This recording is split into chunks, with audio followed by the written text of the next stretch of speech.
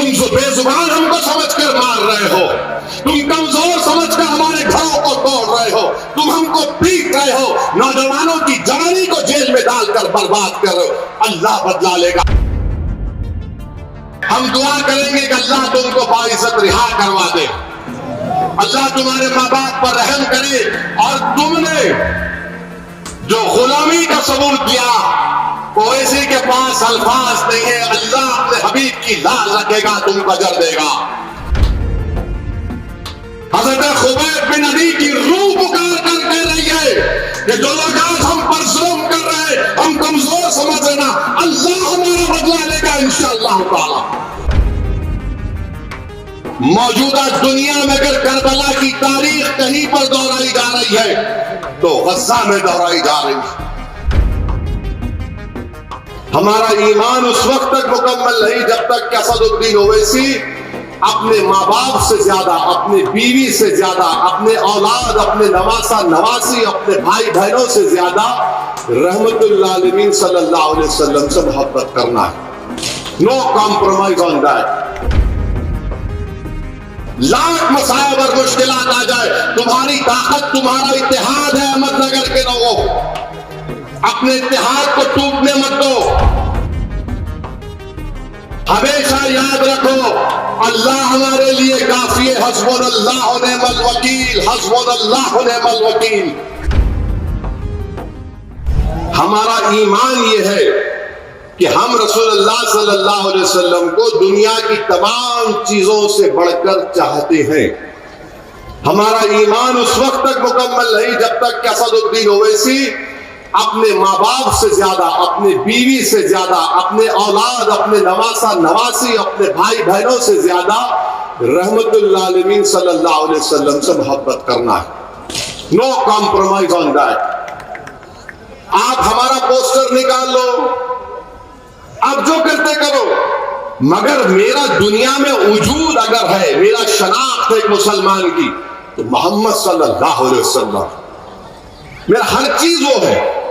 اب نوجوانوں، آپ کو شکایت ہے کہ ظلم ہو رہا ہے، یاد رکھو جب ہم محبت کرتے تو محبت کی تاریخ یہ بتا رہی ہے نگر کے نوجوانوں،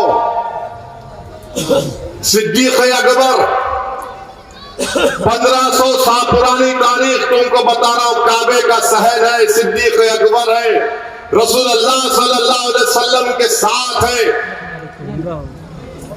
کفاران قریش نے صدیق اکبر نے کہا کہ دین کو قبول کرو اور یہ رحمت اللہ علیہ صلی اللہ علیہ وسلم ہے، تو کفاران قریش نے صدیق اکبر کو اتنا مارا کہ بعض روایتوں میں آیا کہ ایک شخص جو عتبہ بن رابعہ نام تھا، وہ تو اپنا جوتا نکال کر، تو جب صدیق اکبر بے ہوش ہو گئے، ابو بکر صدیق رضی اللہ تعالیٰ عنہ، تو لوگ یہ دیکھ رہے تھے کہ ان کے چہرے کو دیکھ کر یہ نہیں کہہ سکتے تھے کہ ان کی ناک کہاں ہے، ناک پیچھے ہے یا آنکھ پیچھے یا سامنے، بے ہوش ہو گئے۔ جب صدیق اکبر کو ہوش آیا تو پہلا جملہ ان کی زبان سے کیا نکلا اپنی ماں سے؟ بتاؤ محمد صلی اللہ علیہ وسلم کیسے، بتاؤ محمد صلی اللہ علیہ وسلم کیسے ہیں۔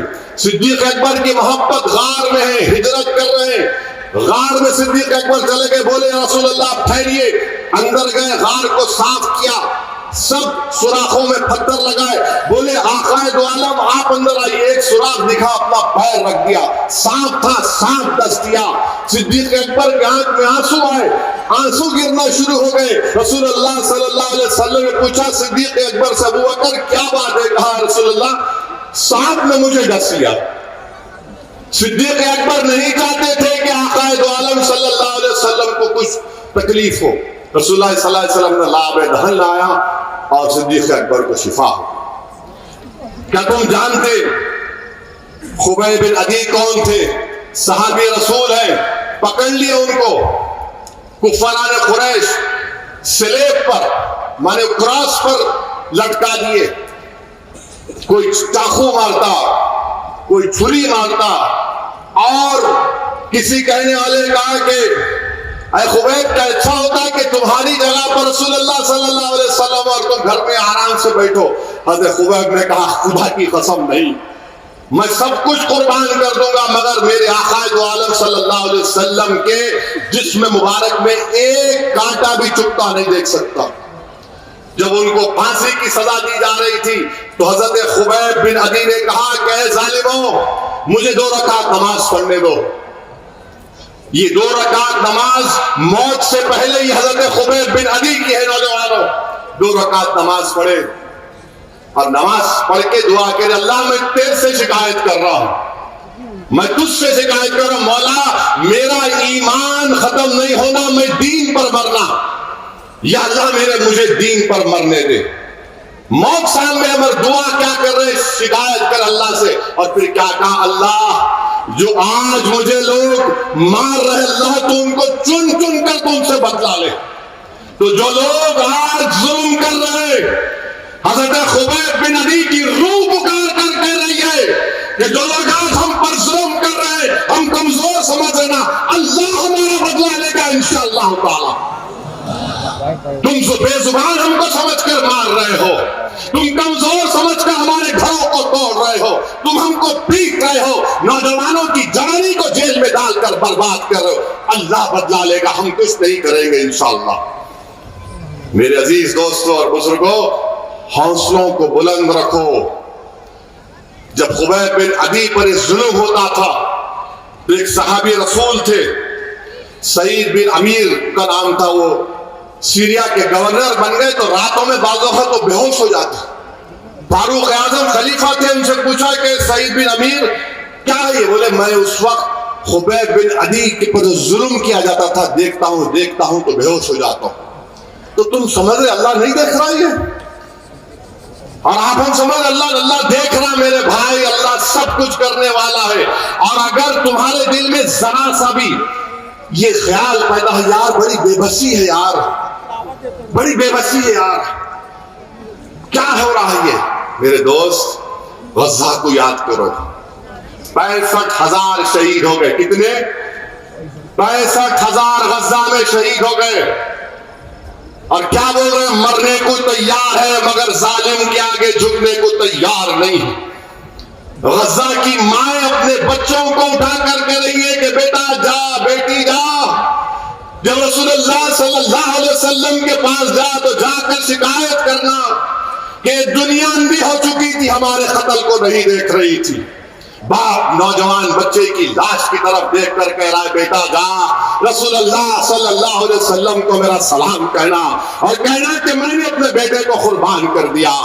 موجودہ دنیا میں اگر کربلا کی تاریخ کہیں پر دہرائی جا رہی ہے تو غزہ میں دہرائی جا رہی ہے۔ میرے عزیز دوستوں اور بزرگوں، ہمتوں کو بلند رکھو۔ یہ دنیا دارالعمل ہے، یہ جنت نہیں ہے، دارالعمل ہے، یہ عمل کرنا ہے۔ نوجوانوں ہمت سے کام کر رہا ہے، حوصلوں کو بلند رکھو۔ لاکھ مصائب اور مشکلات آ جائے، تمہاری طاقت تمہارا اتحاد ہے۔ احمد نگر کے لوگوں، اپنے اتحاد کو ٹوٹنے مت دو۔ یہ سب کوششیں کیا کی جا رہی ہیں کہ تم کو ایک موتیا پرو دینا، موتیا کو اس طرح تمہارے کو توڑ کے بکھر دیا جائے۔ تم متحد رہو، اللہ انشاءاللہ تعالی ہمارا حامی اور ناصر ہے۔ ہمیشہ یاد رکھو، ہمیشہ یاد رکھو، اللہ ہمارے لیے کافی ہے۔ حسبنا اللہ و نعم الوکیل، حسبنا اللہ و نعم الوکیل۔ اس چیز کو اپنے دلوں میں بٹھا لو نوجوانوں۔ تو میرے عزیز دوستوں اور بزرگوں، آپ اپنے ہمتوں کو بلند رکھیں گے، اور جو بچے ہمارے محروس ہیں ان کو جواب دے رہے ہیں کہ ہم تم کو نہیں بھولے، آپ ہماری دعاؤں میں ہیں۔ ہم دعا کریں گے کہ اللہ تم کو باعزت رہا کروا دے، اللہ تمہارے ماں باپ پر رحم کرے، اور تم نے جو غلامی کا ثبوت دیا اویسی کے پاس الفاظ نہیں ہے، اللہ اپنے حبیب کی لاز رکھے گا، تم کو اجر دے گا۔ اللہ ضرور ہمارا مالک، اللہ ہمارا ناصر ہے۔